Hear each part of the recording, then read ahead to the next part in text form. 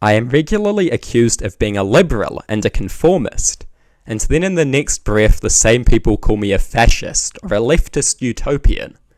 It is quite funny. I've been called everything from a perfect liberal citizen to a radical liberal zealot. Leftists and Nazis alike have made many such accusations. Leftists sometimes do this because they see anyone to their right as a liberal.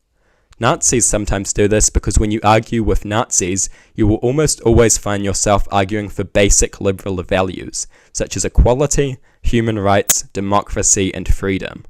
The main reason both do this is clearly because they want to feel like they are radical and unique, and nothing does that like coming up with a straw man of all of your opponents as being moderate liberal conformists. At the core of these claims is normally the idea that I am a conformist with no radical views. This is completely incorrect. I am not terribly bugged by these obviously stupid accusations, which is why I didn't even get around to seriously refuting them until now. But I thought, why not refute them?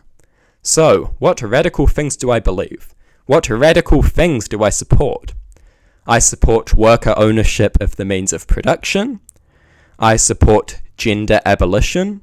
I support radically changing the animal products industry to the point it is completely unrecognizable. I support decriminalizing the use of all drugs. I don't believe free will is real. I want an almost completely rehabilitative justice system.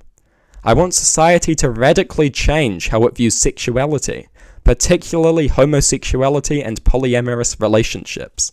I am an internationalist who wants to basically do away with borders and nation-states as part of the essential process of radically altering the relations between peoples. I am on board with taking seriously and testing all manner of very far-left ideas on a small scale, and then implementing them if they prove to be useful. I call this cautious progress, and I think it is a very, very far-left idea. And I could probably think of plenty more radical beliefs I hold to. These ideas are all very radical, and anyone who says they are not is spending way too much time in their ridiculously radical online echo chamber. Perhaps I am not as radical as you, but I am far more radical than the vast majority of people. If you seriously think I am a conformist, you need to go outside for once.